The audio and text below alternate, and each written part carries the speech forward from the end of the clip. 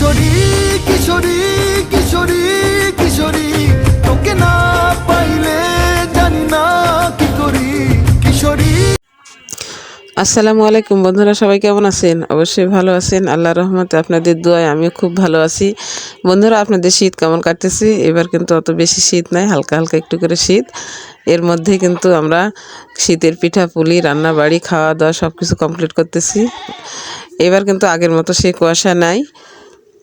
তো আজকে দেখেন আমি বাইরে রান্না করতেছি। একটা কবিতরের বাচ্চা, বড় একটা কবিতরের বাচ্চা নিছি, আর কয়েকটা আলু নিছি, নিয়ে এই যে আমি রান্না শুরু করছি। তো আজকে আমি কি রান্না করতেছি আপনাদের সাথে শেয়ার করব, আর অবশ্যই আমার ভিডিওটা পুরোপুরি দেখবেন আর আমার পাশে থাকবেন। আর এই যে দেখতেছেন আপনাদের ভাইয়া এখানে বসে থেকে মুসকি মুসকি হাসতেছে আর আমার রান্না দেখতেছে। সবাই বলতেছে কেমন আজকে রান্না বাড়ি হইতেছে। আমি ভিডিও করতেছি, এই জন্য আমাদের পাশের বাড়ি সবাই দেখতেছে আর বলতেছে যে আজকে তো ভালোই খাওয়া দাওয়া হবে আর রান্না হচ্ছে তো ভালোই, তাহলে আমরা থেকে যাই তোমাদের বাড়িতে। এই কথা শুনে আপনাদের ভাইয়া তো বসে আছে আমার সামনে, দেখে হাসতেছে একটু একটু করে। তা আমি বললাম সবাই থেকে যান, একটা কবিতার বাচ্চা আছে তো কী হয়েছে, এটা দিয়েই সবাইকে খাওয়াবো।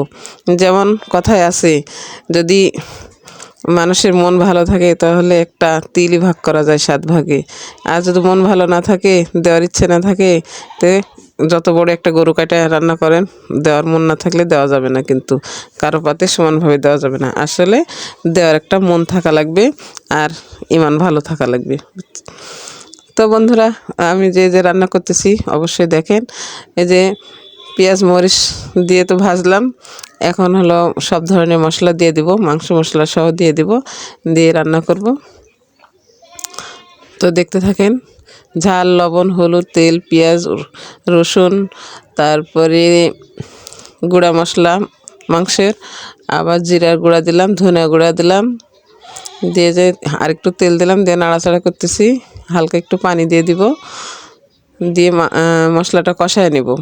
দেখেন তো কত ধোঁয়া বের হচ্ছে, মানে চুলায় একটু পানি দিছি তো কতগুলো ধোঁয়া বের হচ্ছে। আসলে চুলার ধোঁয়া বের হচ্ছে না, পানি দিলে পরে কড়ার মধ্যে থেকে যে ধোঁয়াটা বের হচ্ছে। ভিডিওটা দেখতে একটু কালচে কালচে লাগতেছে। আর সন্ধ্যার সময় কিন্তু আমি রান্না করতেছি।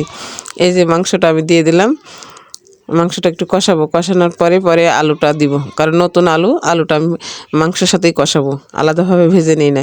যদি পুরাতন আলু হয় তাহলে আলাদাভাবে ভেজে রাখলে, সিদ্ধ করে রাখলে ওটা মাংস কষানোর সাথে দিয়ে একটু ইপট উপট করে ঝোল দেওয়া যেত। কিন্তু এটা নতুন আলু, তাড়াতাড়ি সিদ্ধ হয়ে যাবে আর খেতেও স্বাদ লাগবে নতুন আলু। তো সমস্যা নাই, এই জন্য আমি এই মাংসের সাথে কষাবো। মাংসটা একটু নাড়াচাড়া করে নিই, মশলাটা ঢুকে গেল মাংসের সাথে। এরপরে আমি দেখেন আলুটা দিয়ে দিলাম, এই আলু দিয়ে একসঙ্গে কষাবো।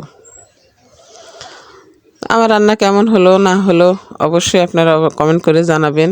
আর আমি কীভাবে রান্না করতেছি, আপনারা কীভাবে রান্না করেন জানি না।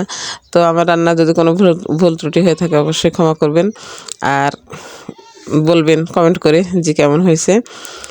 আসলে তরকারি কালার যদি চান তাহলে ঝাল মশলা বেশি করে দিলে তরকারির কালারটা ভালো আসবে। কিন্তু আপনি কি ঝাল মশলা খাবেন আর কি লবণ খাবেন, কিভাবে আপনি আপনার আইডিয়া মতো আপনার পরিবারে খায় সেইভাবেই তো রান্না করতে হবে। তো আমার পরিবারে যদি আমি ঝাল একটু বেশি খাই তাহলে একটু বেশি ঝাল দিলে তরকারির কালারটা আসবে বেশি, হলুদ একটু বেশি দিলে কালার আসবে বেশি, তেল একটু বেশি দিলেও কালার আসবে বেশি। কিন্তু এখনকার যুগ জামানা হিসেবে আর আমরা গ্রামের মানুষ খেয়ালখড়ি দিয়ে রান্না করি, বাহিরে টাইরে আবার যেভাবে হোক এইভাবে টুকিটাকি রান্না করে খাই, এতে আমরা তেল মশলা কমই খাই।